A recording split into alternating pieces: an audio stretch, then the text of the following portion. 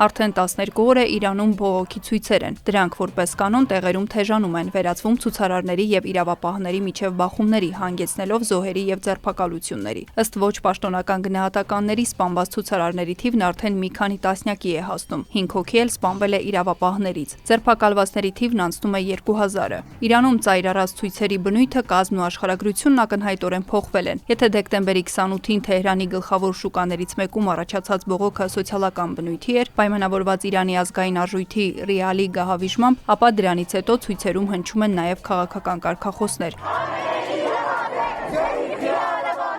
Մինչև անգամ գործող վարչակազմի հեռացման։ Ի սկզբանե բողոքի ձայն բարձրացրած խանութ-պաններին միացել են ուսանողներ, հասարակության տարբեր շերտեր։ Ցույցերի աշխարհագրությունը եւս ուշագրավ է։ Թեհրանից բացի դրանք արդեն տարածվել են տարբեր քաղաքներում։ Ըստ տարբեր գնահատականների ցույցեր են տեղի ունենում երկրի 31 նահանգից առնվազն կեսում։ Նախորդ օրերին հատկապես թեժ էր երկրի արևմտյան քրդաբնակ շրջաններում։ Իլամ նահանգի Աբդանան քաղաքում ցուցարարներն ի նշան բողոքի պատրել են բրնձի պարկերը եւ բախվել իրավապահներին։ Անհանգիստ է իրավիճակը նաեւ Իրանի հյուսիսարևելյան շրջանում, շիաների համար խիստ կարևոր քաղաք համարվող Մաշհադում, ինչը տարբեր փորձագետների կարծիքով վկայում է, որ ցույցերը համակել են նաեւ Իրանի վարչակազմի հենարան խավին։ Իրանի իշխանությունները կարծես շատ բան չունեն առաջարկելու ցուցարարներին, քան իրավիճակն ամեն կերպ մեղմելու կոչերն են։ Երկրի նախագահ Մասուդ Փեզեշքյանը, ընդունելով կառավարման համակարգի սխալները, չարաշահումները, շեշտը դնում է ներքին համերաշխության, երկխոսության եւ տնտեսական արտոնությունների վրա, սակայն դրանք առանց լուրջ բարեփոխումների անցկացման դեռևս ցանկալի արդյունք չեն ապահովում